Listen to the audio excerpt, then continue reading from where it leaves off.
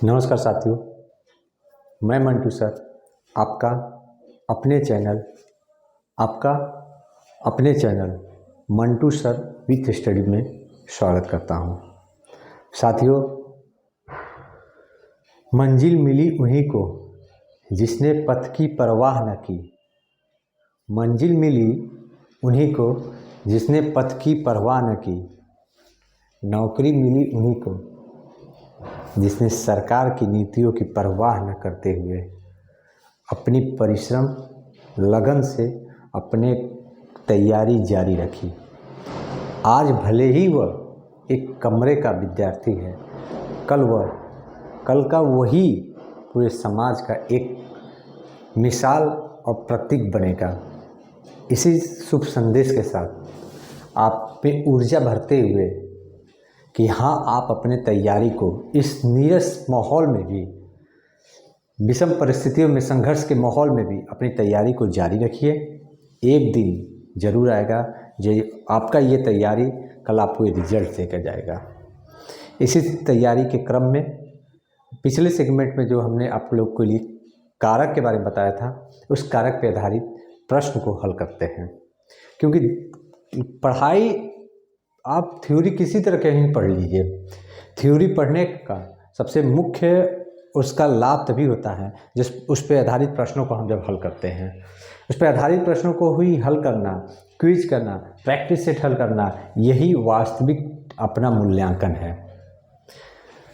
इसी क्रम में आज हम जो कारक पे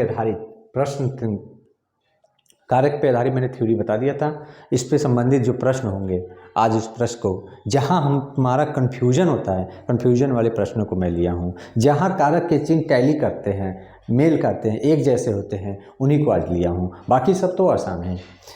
कुछ एग्जाम्पल बहुत सारे हैं, उनके सॉल्यूशन करने का एक ही आधार या तरीका होगा, आपके क्रिया से कारक की पहचान।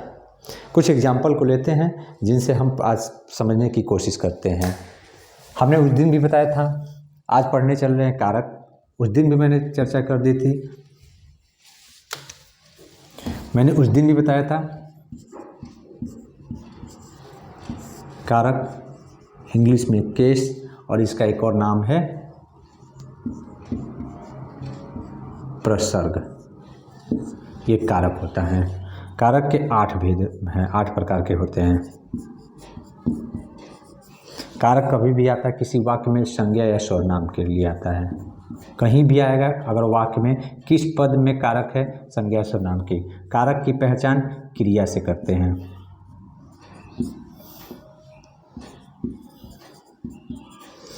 कारक की पहचान क्रिया से, और कारक वाक्य में संज्ञा सर्वनाम पद के लिए आएगा। संज्ञा सर्वनाम पद के लिए, इसको नोट कर लीजिए। और इसके पिछले वाले मैंने सेगमेंट में बता दिया था, कारक क्रिया से भिन्न भिन्न रूपों पे आधारित होता है।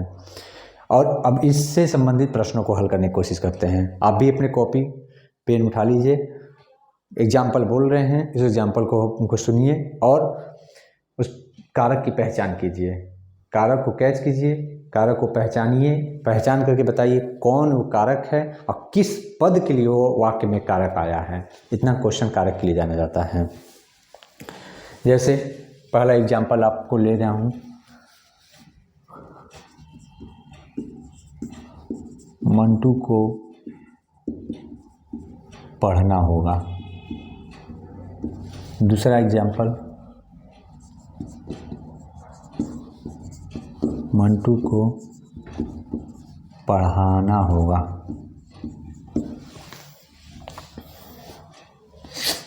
अब तीसरा एग्जाम्पल, छात्रों ने मंटू सर को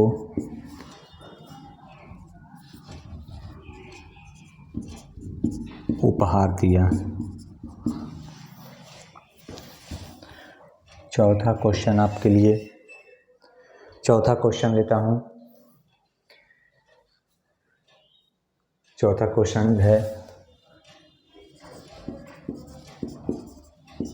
अध्यक्ष को चुन लें। पांचवा एग्जाम्पल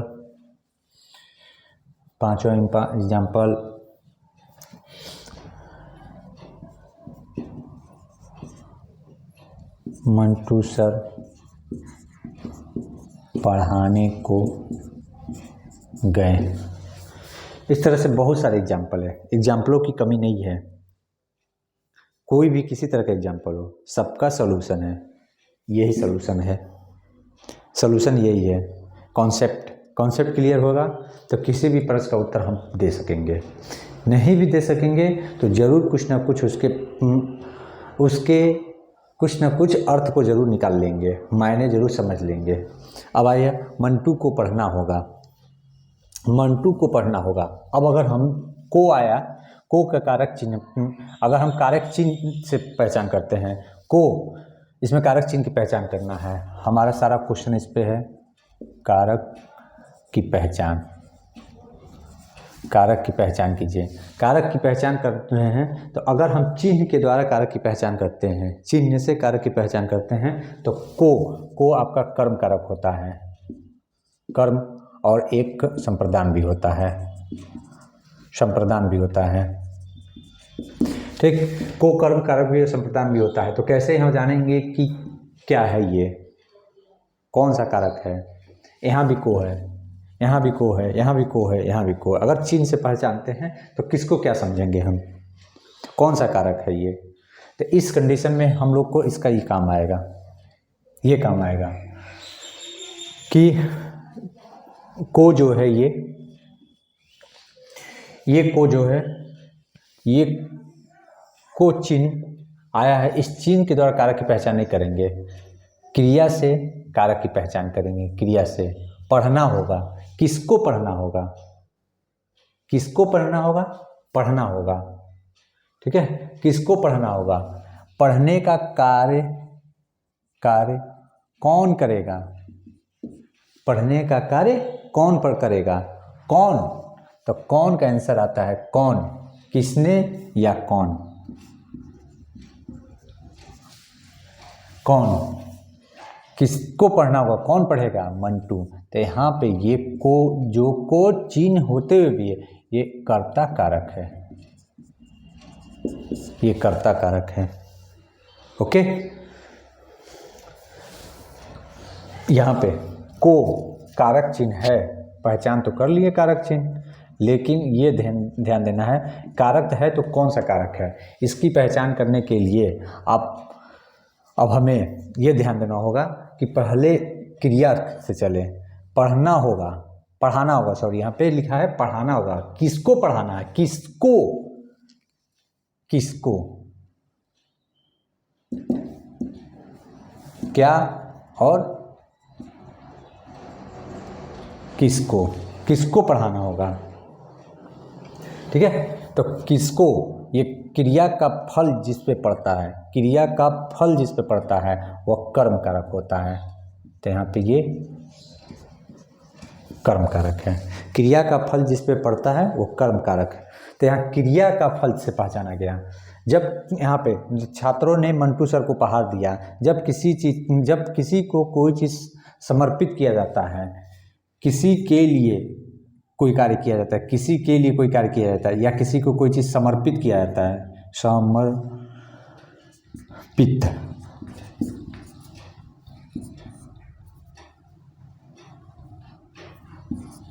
समर्पित किया जाता है, समर्पित किया जाता है। जब कोई कार्य किसी को समर्पित किया जाता है, समर्पण किया जाता है, समर्पण किया जाता है। जब कोई कार्य किसी के लिए किया जाता है तो उपहार दिया, किसको उपहार दिया? ठीक है, मंटू सर को। यहाँ को जो है, जब कोई कार्य किसी के लिए किया जाता है तो ये संप्रदान होता है, संप्रदान कारक है ये। को चिन्ह होते हुए भी, कर्म न होकर के, कर्ता न होकर के, आपका यहाँ पे जब किसी को कोई चीज़ समर्पित किया जाता है, प्रदान किया जाता है, तो आपका ये संप्रदान कारक होता है। चुन ले, किसको चुन ले? अध्यक्ष को चुन ले। जब किसको आया तो यहाँ पे जो को है ये कर्म कारक है, और ये कारक चिन्ह किस पद में है? अध्यक्ष में है। ये को कारक चिन्ह है तो किस वाक्य के किस पद में के लिए आया है? अध्यक्ष के लिए आया। अगर ये क्वेश्चन होता कि अध्यक्ष को चुन ले, कर्म कारक किस पद में है? वाक्य के किस पद में है? अध्यक्ष में। मंटू सर, छात्रों ने मंटू सर को उपहार दिया। मंटू सर को उपहार दिया तो कि इसमें अगर संप्रदान कारक है, इस वाक्य में संप्रदान कारक है तो किस पद में संप्रदान कारक है? तो मंटू सर में। मंटू सर पढ़ाने को गए। जब कर्ता किसी कार्य के लिए कहीं जाता है, किसी कार्य के लिए समर्पित हो जाता है, चला जाता है, तो वहाँ पर संप्रदान कारक होता है।